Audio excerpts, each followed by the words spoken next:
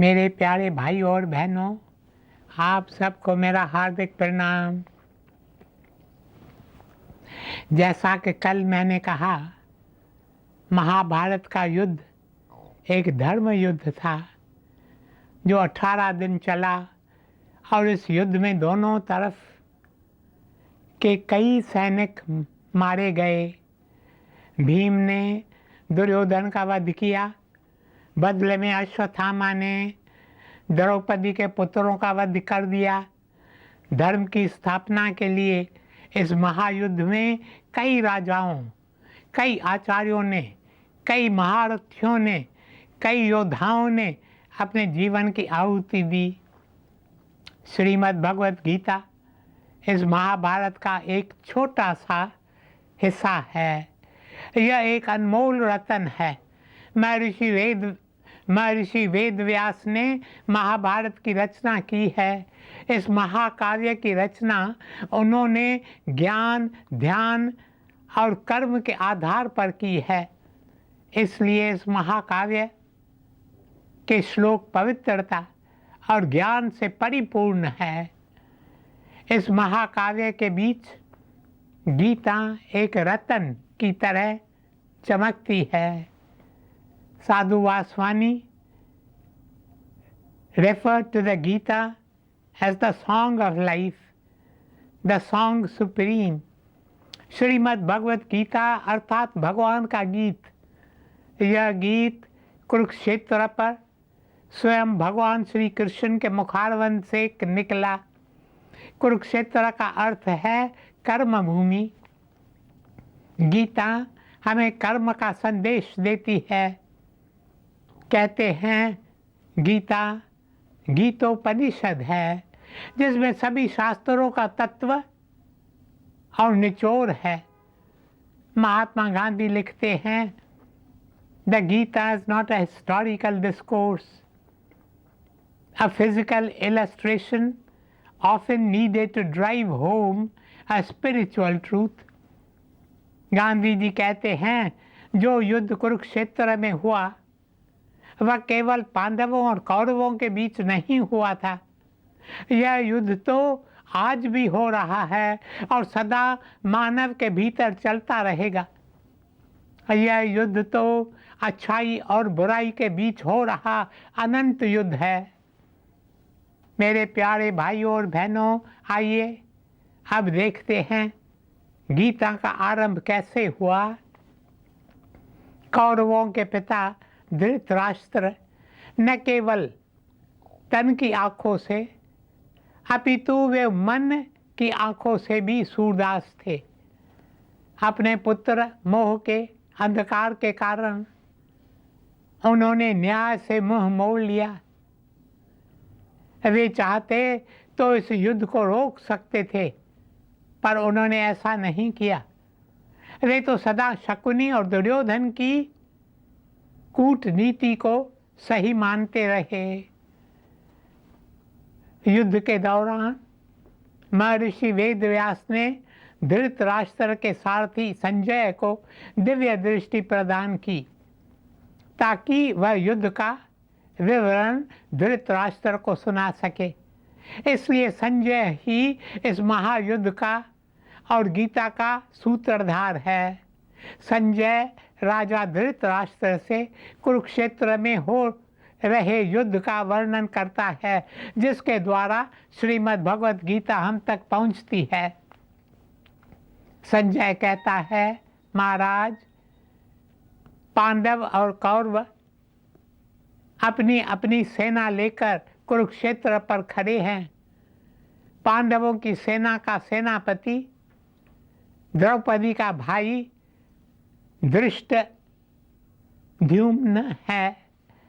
पांडवों की सेना में अर्जुन, भीम, द्रौपद, कुंती भोज, सत्यकी और विरत और अभिमन्यु जैसे महारथी हैं। दूसरी ओर कौरवों की सेना के सेनापति भीष्म पितामह हैं। उनके सेना में गुरु द्रोणाचार्य, राजगुरु कृपाचार्य, अश्वत्थामा, अंगराज कर्ण, विकर्ण और दुर्योधन के बहादुर भाई हैं। दोनों सेना के बीच श्री कृष्ण अर्जुन के सारथी बनकर उसका रथ चला कर लाते हैं, जो रथ अग्निदेव ने अर्जुन को भेंट किया था। रथ के घोड़े सफ़ेद रंग के हैं।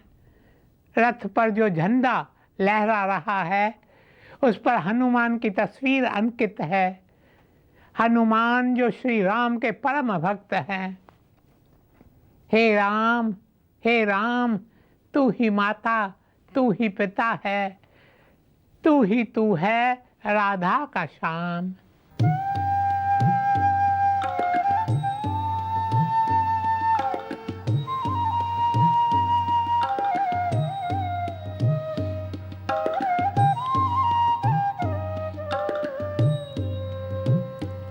हे राम, हे राम, हे राम, हे राम, हे राम, हे राम, हे राम, हे राम,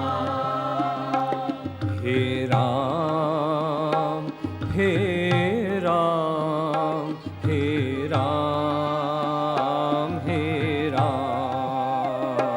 हे राम, हे राम, हे राम, हे राम।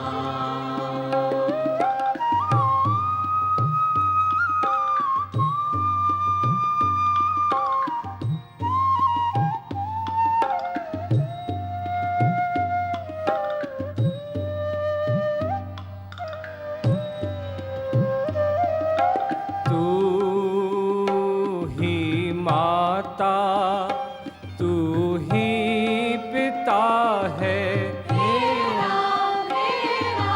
तू ही माता, तू ही पिता है।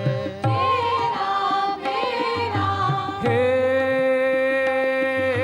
राम, हे राम, तू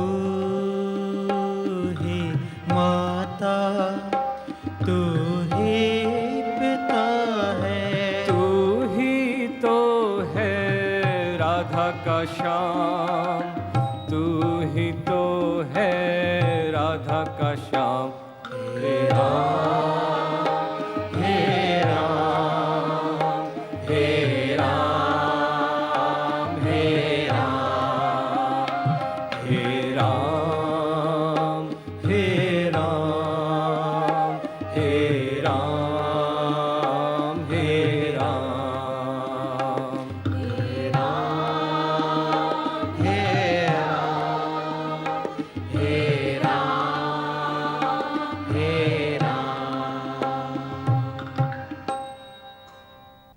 मेरे प्यारे भाई और बहनों, आगे संजय कहता है, सबसे पहले भीष्म पितामह ने अपना शंख बजाकर युद्ध की घोषणा की और उसके बाद कौरव सेना के अन्य महारथी अपना अपना शंख और बिगुल बजाने लगे, जिससे सारे वातावरण में गड़गड़ाहट की आवाज़ गूंजने लगी। दूसरी ओर पांडवों की ओर से श्री कृष्ण ने सबसे पहले अपना शंख पंचजन्य बजाया। उसके बाद अर्जुन ने देवदत्त नामक शंख बजाया। भीम ने अपना पौंद्र बजाया। युधिष्ठिर ने अपना अनंत विजय नामक शंख बजाया। फिर नकुल और सहदेव ने अपने सुघोष्ठ और मणि पुष्पक नामक शंख बजाए। उसके बाद पांडवों की सेना के सभी महारथियों ने अपना अपना शंख बजाया, जिनकी गूंज से धृतराष्ट्र के पुत्रों के दिल में आतंक छा गया। उनके शंखों की ध्वनि पृथ्वी से लेकर आसमान तक गूंजती रही। मेरे प्यारे भाइयों और बहनों, श्रीमद् भगवत गीता इन शब्दों से आरंभ होती है। धर्म क्षेत्र कुरुक्षेत्र समवेत युयुत्सवः। जरा ध्यान दें कि गीता का सबसे पहला शब्द है धर्म। धर्म प्राचीन भारत का महान शब्द माना गया है। जैसे सुंदरता यूनान को प्रिय थी, सत्ता रोम को प्रिय थी, वैसे ही धर्म भारत की आत्मा को प्रिय है। हमारे ऋषियों ने हमें धर्म को अपने जीवन का आदर्श बनाने की सीख दी है। धर्म शब्द ध्रुव से निकला है, जिसका अर्थ है जो थामे। धर्म वो शक्ति है, वो बल है जो जीवन को थामता है। क्षेत्र का अर्थ है खेत, मैदान। इसलिए हम स्वयं से पूछें, मैं अपने जीवन के खेत में क्या बो रहा हूँ, धर्म या अधर्म? यदि आप धर्म बो रहे हैं तो आप भाग्यशाली हैं। ऐसे में आपका जीवन गीत बन जाएगा, अ गीता ऑफ द लॉर्ड। मेरे प्यारे भाइयों और बहनों, हजारों लोगों ने कुरुक्षेत्र में हुए इस महायुद्ध पर रिसर्च की है। आज भी जब दिल्ली शिमला के मार्ग पर आने जाने वाले रेलगाड़ियां कुरुक्षेत्र पर रुकती हैं तो लोग उतर कर उस स्थान को देखना चाहते हैं जहां ये महायुद्ध लड़ा गया था। इस महायुद्ध पर सैकड़ों पुस्तकें लिखी जा चुकी हैं, किंतु एक जिज्ञासु के लिए, एक साधक जो आध्यात्म की राह पर अग्रसर होना चाहता है, उसके लिए गीता इतिहास और भूगोल के दायरे से बाहर कुछ और ही है। ये सच है, पांडवों और कौरवों के बीच का युद्ध इस शास्त्र का केंद्र बिंदु है, पर इसमें अन्य लोग जिन्होंने इस महायुद्ध में हिस्सा लिया है, वे अच्छाई और बुराई के बीच की लड़ाई का प्रतीक हैं। ये विशेष रूप से कर्तव्य का पालन करने की बात को लेकर मानव के भीतर हो रही संघर्ष का प्रतीक है।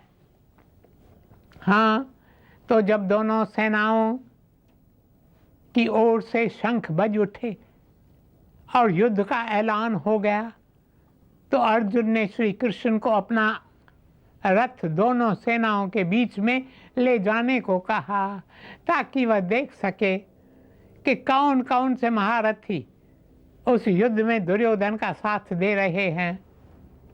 अर्जुन के कहने पर भगवान श्री कृष्ण रथ को आगे बढ़ाकर अपने प्रिय शिष्य और सखा से कहते हैं, हे अर्जुन, देखो सारे कौरव एक साथ खड़े हैं।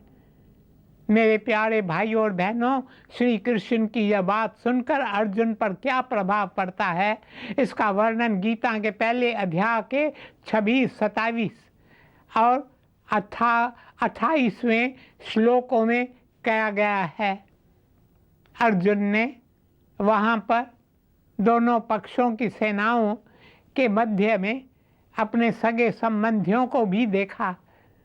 जब कुंती पुत्र ने अपने सगे संबंधियों को देखा तो वह करुणा से अभिभूत हो गया और बोला, हे कृष्ण, इस प्रकार युद्ध की इच्छा रखने वाले अपने मित्रों तथा संबंधियों को अपने सामने उपस्थित देखकर मेरे शरीर के अंग कांप रहे हैं और मेरा मुंह सूखा जा रहा है। यहाँ हमें अर्जुन और उसकी परिस्थिति को समझना ज़रूरी है। अर्जुन कोई साधारण इंसान नहीं है, वह द्रोणाचार्य का सबसे काबिल शिष्य है, वह भगवान श्री कृष्ण का परम सखा है। अर्जुन एक महान आत्मा है, पर वह कठिन परिस्थिति में उलझ गया है। वह जंग मैदान में युद्ध करने के लिए ही आया था, पर अब वह युद्ध करने की हिम्मत नहीं जुटा पा रहा था। मेरे प्यारे भाइयों और बहनों, गीता के पहले अध्याय को विषाद योग कहा गया है। Indeed the first step in spiritual life is विषाद, डार्कनेस ऑफ द सोल, अर्थात आध्यात्मिक जीवन का पहला कदम है विषाद योग। जब हम आध्यात्मिक राह पर चलना शुरू करते हैं तो हमारी आत्मा तड़प कर पुकारती है, इस जीवन का अर्थ क्या है, हम यहाँ किस लिए आए हैं, हम यहाँ से आगे कहाँ जाएंगे। श्री ईशा ने भी तड़प कर पुकारा था, हे प्रभु तुमने मुझे क्यों छोड़ दिया है। Why hast thou forsaken me? क्या द्रौपदी ने नहीं पुकारा, हे कृष्ण मेरे रिश्तेदारों, मेरे पिता, मेरे भाइयों सब ने मेरा साथ छोड़ दिया है, यहाँ तक तुमने भी मुझे छोड़ दिया है। मेरे प्यारे भाइयों और बहनों, अपने सच्चे स्वरूप को पहचानने से पहले हम सभी को इस तन्हाई और संघर्ष के दौर से गुजरना पड़ता है। इस तन्हाई में ही हम अपनी खुदी को मिटा सकते हैं, और जब खुदी मिट जाती है तब हमें बोध होता है कि हम अकेले नहीं हैं। खुदी है जहाँ भगवान नहीं है, जिसमें हो मैं वो इंसान नहीं है। तू खुद को जान प्यारे, खुद को पहचान प्यारे, वरना बहुत पछताएगा तू रे बंदे।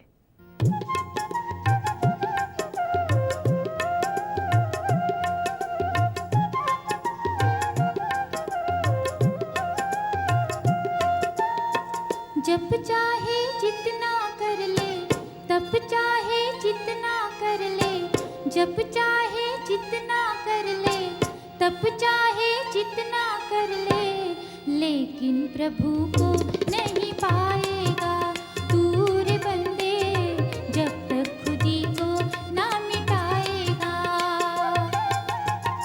जब चाहे जितना कर ले, तब चाहे जितना कर ले, लेकिन प्रभु को नहीं पाएगा तू रे बंदे, जब तक खुदी को ना मिटाएगा।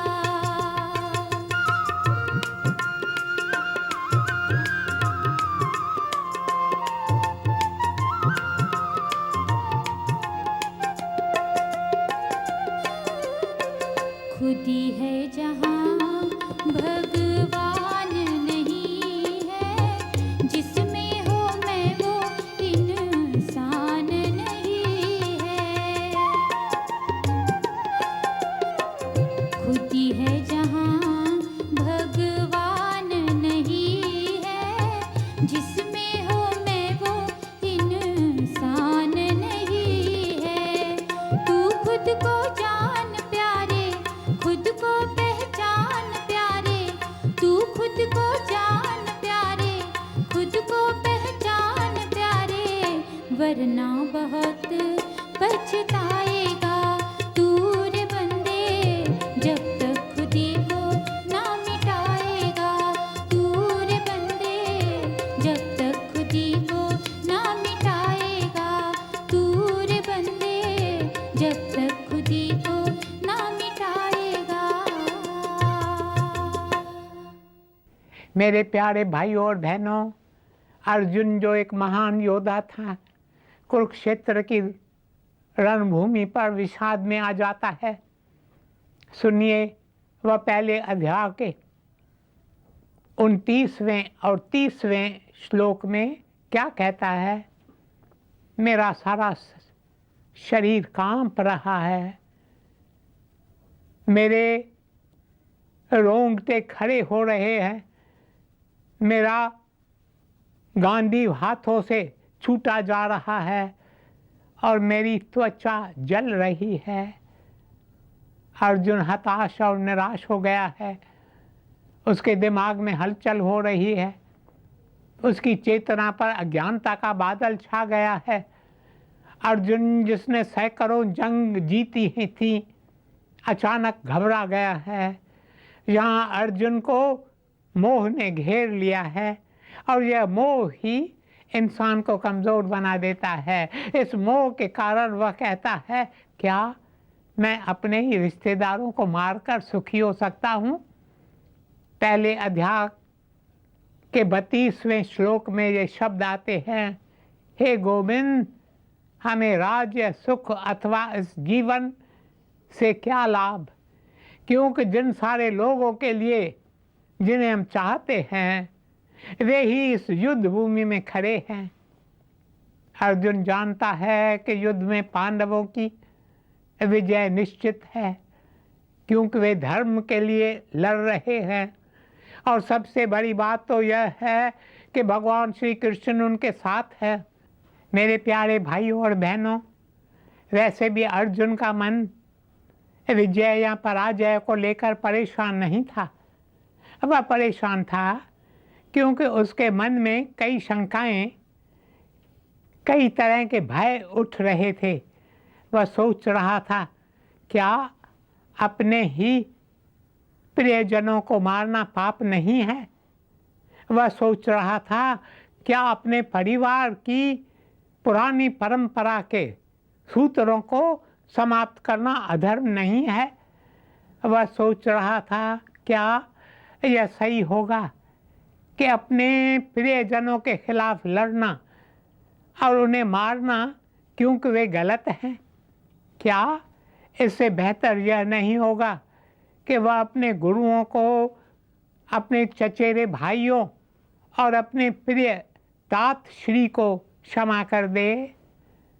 मेरे प्यारे भाइयों और बहनों, यहाँ हमें एक बात पर ध्यान देना चाहिए कि दूसरी ओर दुर्योधन इन बातों को लेकर बिल्कुल भी परेशान नहीं है। उसे तो अन्याय और धर्म जैसी बातों का विचार भी कभी नहीं आता। वह तो अच्छाई और बुराई के अंतर को भी नहीं जानता। पर गीता में दुर्योधन की बात नहीं हो रही है, गीता में बात हो रही है अर्जुन की। अर्जुन जो अच्छाई और बुराई के इस महायुद्ध में केवल धर्म के साथ एक चट्टान की तरह खड़ा है। उसने अच्छाई और बुराई में से एक का चुनाव बहुत पहले ही कर लिया है, पर इस समय वह तय नहीं कर पा रहा कि उसे क्या करना चाहिए। अर्जुन हम में से कई लोगों की तरह समझ नहीं पा रहा है कि वह क्या करे। इसका मन कई शंकाओं से घिरा है। अब वह सोच रहा है कि उसे युद्ध करना चाहिए या नहीं। मेरे प्यारे भाइयों और बहनों, जो लोग सच्चे और ईमानदार होते हैं उन्हें जीवन में बार बार ऐसी स्थितियों का सामना करना पड़ता है। जो लोग स्वार्थी होते हैं वे तो केवल अपने सुख और स्वार्थ के बारे में ही सोचते हैं। मेरे प्यारे भाइयों और बहनों, अब समय समाप्त हो रहा है, इसलिए आज बस यहीं तक शेष कल। ओम शांति शांति शांति।